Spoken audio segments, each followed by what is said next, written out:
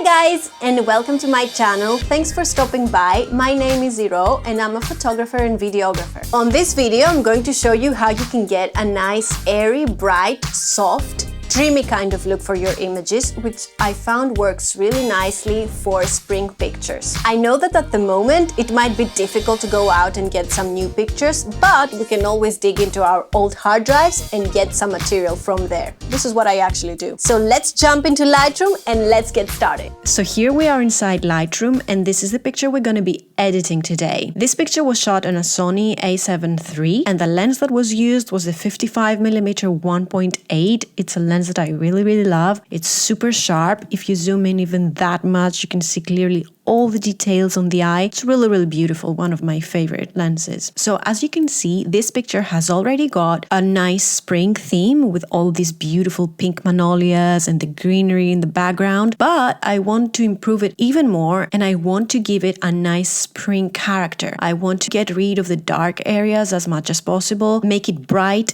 airy, and go for a, let's say, pastel palette for my colors. So the first thing that I'm gonna do is make sure that the lens corrections are enabled. So we're gonna click on here, and yes, we can see that it's enabled already. So this is with the corrections on, and this is without. In this case, we're definitely gonna have the lens corrections enabled, and this is because I don't want to have vignetting on my picture at all, because as I said, I'm going for a really bright look this time. The next thing we're gonna do is go to our basic panel and start playing with the sliders right here. So the first thing I'm going to do on my basic panel is to bring the contrast down. And this is something that I usually do when I edit pictures in Lightroom, because this way I can manipulate the contrast myself by using the sliders underneath and also the tone curve. So for this picture, I think I want to bring the highlights just a tiny bit down, just a little bit, and then bring the shadows up, because I really want to get rid of any dark areas that I have on my picture, as much as possible, of course.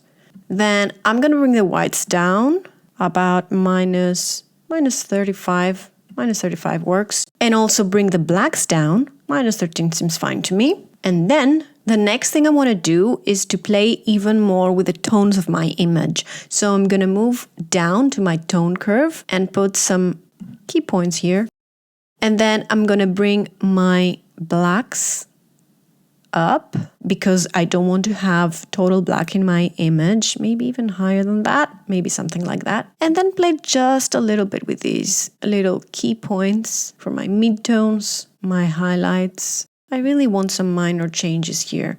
So this is before, and this is after, using the tone curve. Moving on, I think it's time to go to the colors and start playing with the colors a little bit, which is the most exciting part. I think that here is where we actually add character to our picture. So the first thing I want to do is go to the saturation area right here and bring these oranges down.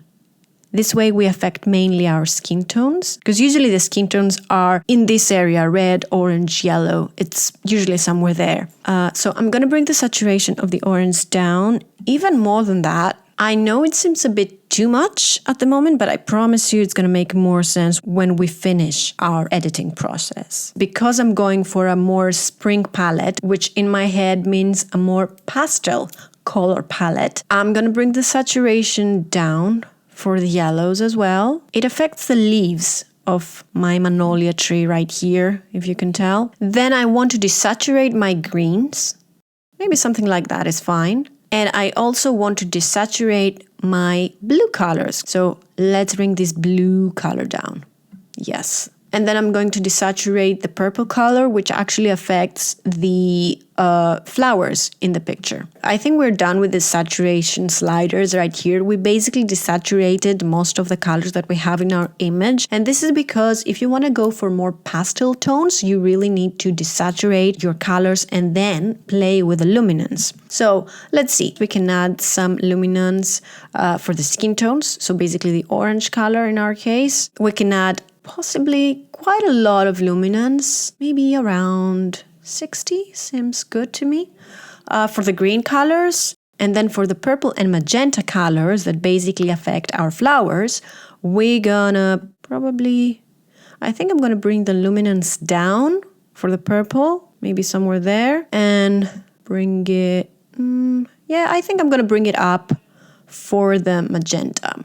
And we're good to go. The next thing I'm gonna do before moving to my next panel is to fix the color of my lipstick. At the moment I feel it's too red and I don't think that it matches the rest of the picture, the rest of the color palette. So I feel that I need to change the hue for the reds. I want to move towards a more pinkish / fuchsia side. So I think that, yeah, maybe something like that looks nice. It's more like fuchsia than red. And then we can also change the saturation and desaturate it a little bit because I feel it's a bit too much at the moment.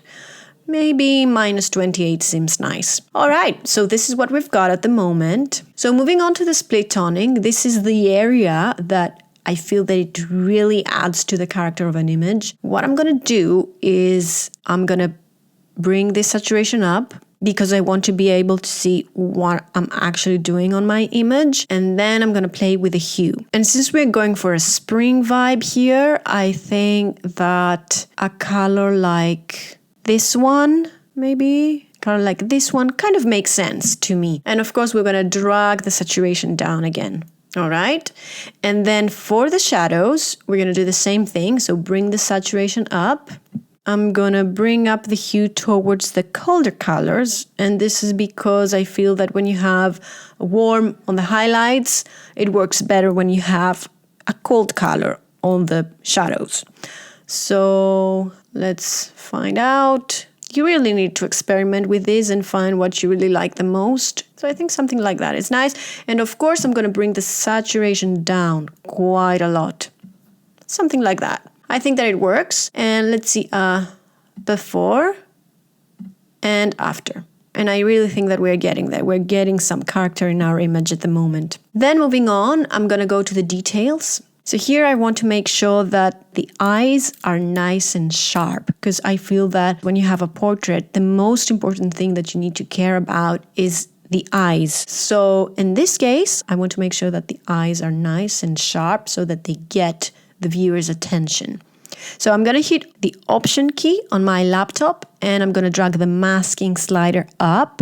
With a white color, I actually see the areas that I'm going to affect when I use my sharpening tools. And as you can see, I really want to affect as little as possible, mainly focusing on the eyes. So I'm going to add a little bit of sharpening right here, actually quite a bit, and then play a little bit with the radius and the detail.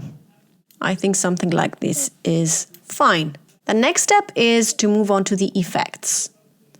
And this is where I'm going to add vignetting to my picture. I usually go for a darker vignetting, like, something like that. But in this case, because I want to create this airy and bright look, I'm going to move the slider up like that. And I think something like that is really nice. I don't think I need more. And then I'm going to play with the midpoint, roundness, and feather. And what I suggest in this case is when you're working on your vignetting, just make sure that you look at the small image right here at the top. Because I don't know, for me at least, it always works better when I look at this image instead of the big one. Because I feel that you can see more clearly what you're working on when you are seeing a smaller version of your image when we're talking about vignetting. Okay, so I think that this works for me. So this is before and after. And I feel that this way we add a little bit to the character of this image by adding this, kind of hazy atmosphere that it's suitable for an image with the spring theme, I feel. So at the moment, I'm basically finished with my major changes and I want to do some minor changes. I think I want to go back to my basic panel and bring this contrast up again, just a little bit. You can always go back and, change some of your settings again. In this case, I want to also change my temperature and the tint of my image that I haven't really changed yet. So for this specific image, I want to go a little bit warmer. And then for the tint, I definitely want to bring that up. Something like that is fine because I really want to emphasize the pink colors on our image. I also want to go back to my tone curve again. and bring the highlights just a tiny bit down. And same thing with the lights, just a tiny bit down, a bit more, maybe something around -20 is fine. And now I think that it's time for the details. And since we're talking about a portrait over here, I think it's time to move on to the brushes and start with enhancing some features on our portrait. The first thing I want to work on is the iris. So there is a preset for that already, and I'm going to use the brush on the eyes over here. And I'm going to bring the saturation down because I feel it's a bit too much. And usually I find that 0.25 is usually a very nice sweet spot for the iris enhance. And that's it, it's done. I feel that this makes the eyes pop because, as I said before, since it's a portrait, we really need the eyes to be the main feature in our photo. Another trick that I usually do with my portraits is that I use a new brush and I'm enhancing the eyeliner. And this is because it makes the eyes really pop out, which is something that, as I said, I really, really like. So I bring down the blacks and the contrast up, and I just hover my brush over the eyeliner. And I can do the same thing for this second eye as well. Just a tiny bit. Something like that seems nice to me. So let's hit done and zoom out. I think it really makes a difference. The next thing I'm gonna do is go back to my basic panel and give a little bit of life to my picture by adding just a tiny bit of vibrance and just a tiny bit of saturation. Not much really, just a tiny bit. And then last but not least, I'm gonna add a radial filter for the face, so that I can adjust only the skin tones of the picture without affecting anything else. So in this case, as you can see, I'm actually affecting the rest of the picture right now, but I'm going to hit invert, and this way I'm actually affecting only the face, as you can see. So what I want to do here is to maybe add just a tiny bit of saturation, just a tiny bit, and then bring the tint down because I feel that the skin tone is getting a little bit too pink, and this seems about right. I can also bring the highlights up just a tiny bit and maybe also the shadows so as to get rid of the dark areas of the face. Maybe the highlights even a bit more, and I think this is it. I think I'm happy with the result at the moment.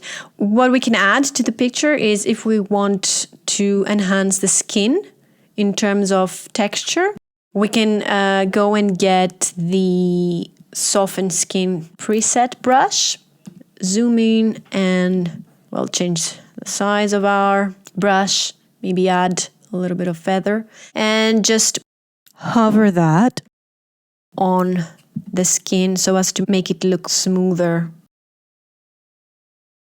and softer in a way. Okay, so this is done, but I really don't want to affect it that much. So I'm going to bring the clarity up and I'm going to bring the sharpness down. And I think that this is as much as we need, because I really don't think we need to do any drastic changes in this one. Of course, if you want to do more detailed skin editing, you can always go to Photoshop and, you can do magic.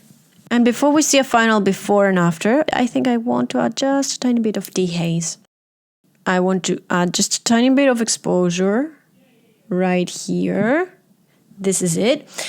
And I think we're good to go. And I'm actually really excited with what we have at the moment. I'm really happy with the result. I think we managed to do a very nice color palette with all these pastel pinks and greens and all this hazy atmosphere that we created. So I think that we really have a very nice spring picture right here. So let's see a final before and after. So this is before, straight out of the camera, and this is after. So that's it for today, guys. Thank you so much for watching this video. I hope you found it useful. I hope you got some new ideas out of it. And if you liked it, please don't forget to give it a thumbs up and maybe consider subscribing to my channel. Thanks so much for watching and see you next time.